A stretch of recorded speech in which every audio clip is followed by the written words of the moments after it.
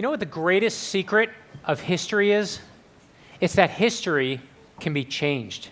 And yeah, I know, everyone says history can't be changed, but it can. And today we're going to talk about how history isn't just something that goes backwards, history goes forward too. And all those great things that haven't happened yet, that's history that's just waiting to be written. So how do you change history? I'm going to tell you by sharing with you the 3 things that I tell my kids every night when I tuck them into bed. It's true, I stole the idea from a friend of mine who told me what his father used to share with him. Every single night when I tuck my kids into bed, I tell them these 3 things. Dream big, work hard, and stay humble. So let's look at them all. First, dream big. You know who has the biggest, best dreams of all? You, young people. You know how old Martin Luther King Jr. was when he became the leader of the most famous bus boycott in history? He was 26. You know how old Amelia Earhart was when she broke her first world record? 25. You know how old Steve Jobs was when he co-founded Apple Computer? 21. And you know how old Jerry Siegel and Joe Shuster were when they came up with their idea for the greatest superhero of all time? The first one, that they named Superman? These guys were 17 years old. 2 17-year-old kids created Superman. They weren't good looking, look at the picture, right? They weren't popular, they had no money, but they were 2 best friends with one dream. And with just their imaginations, they gave the world Superman. And I know, creating Superman is a once-in-a-lifetime big dream, so I want to tell you about Alexandra Scott. She goes by Alex. Alex was diagnosed with cancer before she was even a year old, and that was the only life she knew: sickness, chemotherapy, and surgery. When she was 4, Alex asked her parents, could she put a lemonade stand in the front yard? She didn't want to buy anything for herself. She wanted to use the money to give it to doctors to help other kids with cancer. Okay? In a single day, Alex's lemonade stand raised $2,000. But here's what I love. Soon after that, other lemonade stands started popping up, all with Alex's name on it. Eventually, they raised $200,000. And then Alex had a new goal. She said, let's raise $1 million. On June 12th, 2004, hundreds of lemonade stands started opening up in every state in the country. Ordinary people selling water and sugar and lemons to help kids with cancer. Nearly 2 months later, Alex died while her parents were holding her hands. She was 8 years old.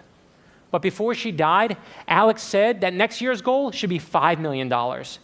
Today, her dream has raised over $45 million, and it is still going strong. One idea, one girl, one big dream. And you know what she said? This is a direct quote from her before she died. She said, "Oh, we can do it.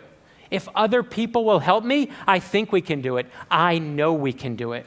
You dream big. I don't care how old you are, and don't let anyone tell you otherwise. You will change history. And that leads me to the second thing I tell my kids: work hard.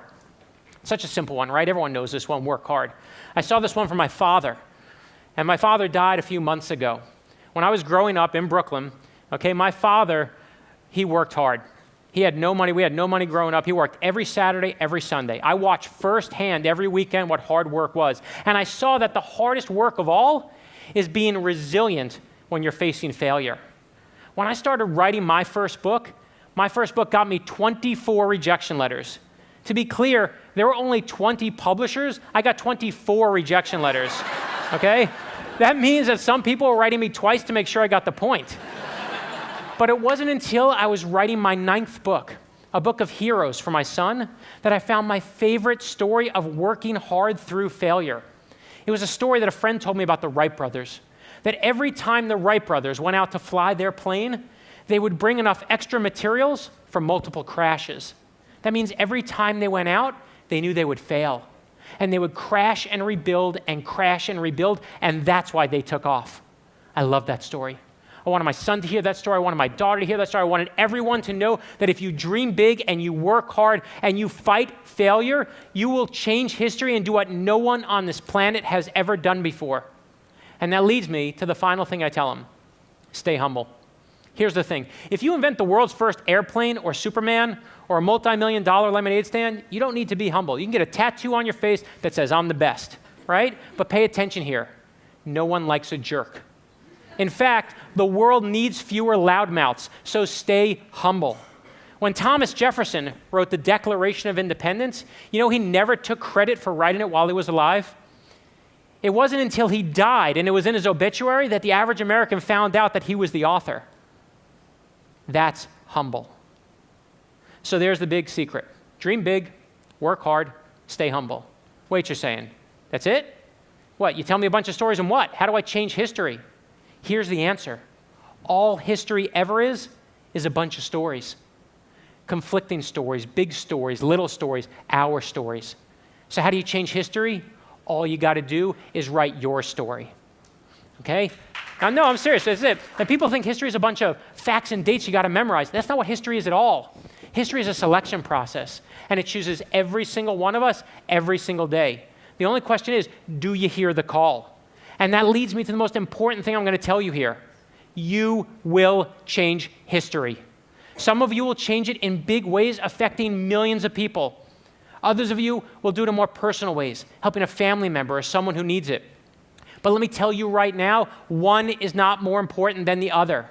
If you help people en masse or one by one, that's how history gets changed, when you take action. But when you start writing your story and you get scared, as we all inevitably do, I want you to know one thing. No one is born a hero.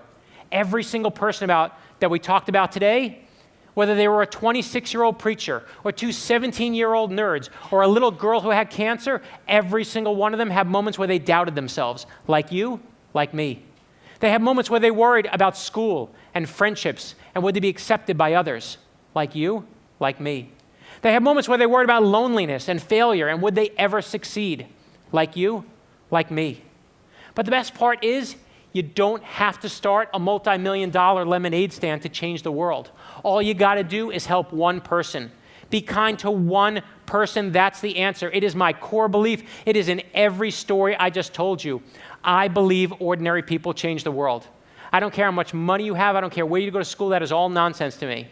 I believe in regular people and their ability to affect change in this world.